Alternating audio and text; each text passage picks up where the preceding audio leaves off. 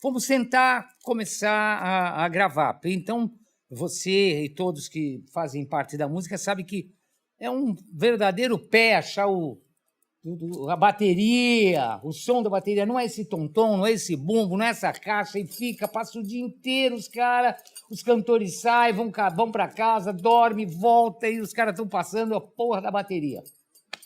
Aí depois entra a guitarra, aí eu falo, não, esse não é o meu baixo. E, cara, demora 2, 3 dias, quando se tem o tempo. Aí, cara, os caras passam. Porra, chegamos de manhã. Eu cheguei de manhã no Rio de Janeiro, aí tem inclusive umas fotos antológicas que eu estou na frente do ônibus do Casa. E aí passei a tarde toda com os caras passando som, não achava o som. Vou contar essa história toda inteira aqui. Tem que contar. Tem que contar. Bom, aí, cara, não achava o som, beleza. Aí o cara falou assim, ó, tem um cara aí que vai chegar às 7 horas da noite. E ele foi engenheiro técnico de som do Pink Floyd. Eu falei, pô, o cara, esse é bacana, né? Então vamos esperar. Essa história já tem no YouTube eu contando, né, cara? Isso é sacanagem, mas vamos lá. Aí, você falou que era censurada?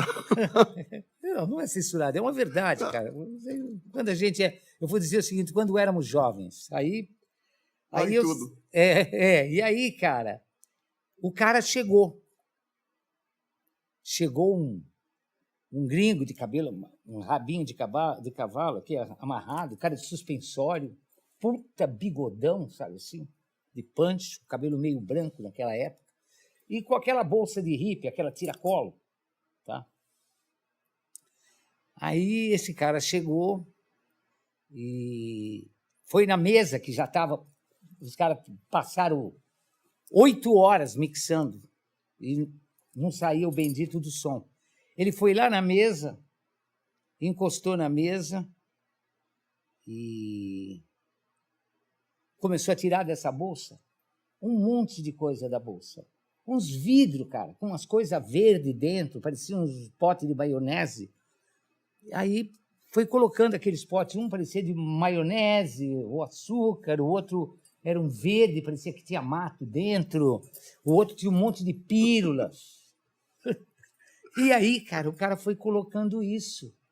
Na mesa a gente ficou, sabe, ninguém falando inglês, nada, a gente ficou meio acuado, sabe assim, quando entra um bicho. O cara era muito elegante, era imponente a presença dele.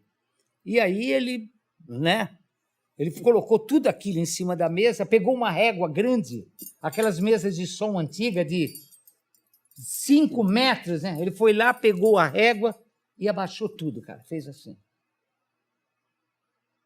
Aí pegou aquele negócio, aquele mato, botou num cachimbo lá, acendeu, deu uma meia dúzia de baforada.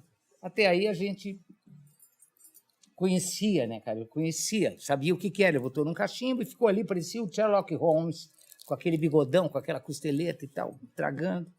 Aí ele mandou perguntar para a gente, para nós, mandou perguntar para nós como nós tocávamos ao vivo. A gente falou, toca 2 baterias ao vivo, guitarra, baixo, teclado.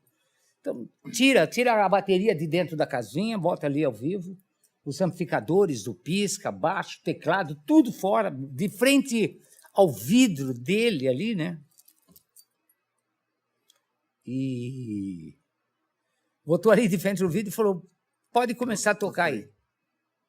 Aí os caras começaram a tocar e ele pegava uma bolinha, jogava para dentro, uísque e tal, e a gente só olhando assim, né, cara? Tinha 24 anos, nunca tinha visto, juro que as outras coisas eu nunca tinha visto na minha vida.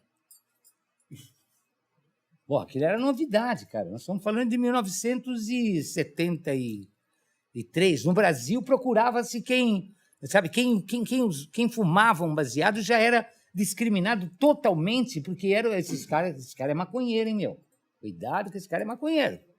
Tem muitos. Esses caras são tudo maconheiro, é tudo louco, não presta. Agora, as outras coisas que eu estava vendo ali eram um absurdo. Eu nunca tinha visto mesmo. E esse cara, ele parecia que cada vez que ele dava uma baforada e tomava uma bola, ele ficava melhor. Ele ficava mais rápido, cheio dos botões e tal. E pá, e pá. Porra, cara, aí eu peguei e eu tem que contar tudo mesmo? Tem que contar, né? Aí eu peguei, conta, né, cara? Conta, não conta? Conta. Aí eu peguei, cara, eu fui dormir. Porque os caras tinham passado o dia inteiro naquele lugar vendo os caras tentar fazer um som e não saía. Porra, o cara chegou, cada vez que ele jogava uma daquelas pílula colorida para dentro e dava uma baforada no cachimbo dele e fazia algumas coisas mais, ele ficava mais rápido. E aí, pô, eu já estava lento pra caramba, que estava o dia inteiro. Eu fui lá para aquela coxinha da bateria, que tem nos estúdios, e dormi. Aí, quando foi uma meia-noite, tá chegando o fim da história. Quando foi uma meia-noite, cara, esse cara mandou me chamar. Puta, aí quando eu entrei, cara, que soltaram a primeira música, meu, já era o Essa é a Vida, se eu não me engano. Porra, era um puta som. Coloca a voz aí. Aí o cara, não. Aí ele mandou perguntar, né? Ele falou em inglês pro Robert. O Robert era o auxiliar dele e tradutor nosso. Ele falou pro Robert, ó, pergunta para ele se ele quer cantar. Aí o Robert chegou em mim e falou, você quer cantar agora? Eu falei, porra, cara, eu gostaria, tá um puta som, mas eu não vou conseguir. Eu estava dormindo. Não. Aí o Robert respondeu para ele, em inglês. Aí ele fez assim, tipo, eu não estou perguntando isso. Fala para ele se ele quer cantar. Aí eu falei, pô, eu quero cantar, mas não dá, eu acordei agora. Ele falou, pô, então vem aqui. Aí o cara chegou, cara, pegou aquele bendito pó branco e jogou na mesa. Fez uma coisa enorme e mostrou para mim como é que eu deveria fazer. Porra, cara. E é claro que eu fiz e gravei umas 5 músicas. Que estão lá, até hoje. Nossa, ficaram maravilhosos. E depois? Depois, cara, como a gente nunca tinha visto isso, a gente ficou tão doido, né? Maluco. Porque imagina um cara virgem para uma coisa, virgem para uma bebida ou para qualquer tipo de coisa. Porra, a hora que aquilo pegou, cara, uma hora eu lembro que eu e o Netinho, eu com aquele paletó cheio de alfinete, de jeans, lenço, Copacabana, 48 graus, o Netinho de bota e eu também, ficamos em Ipanema, cara, por ali, até umas 5 da tarde, cara. Não entendia nada.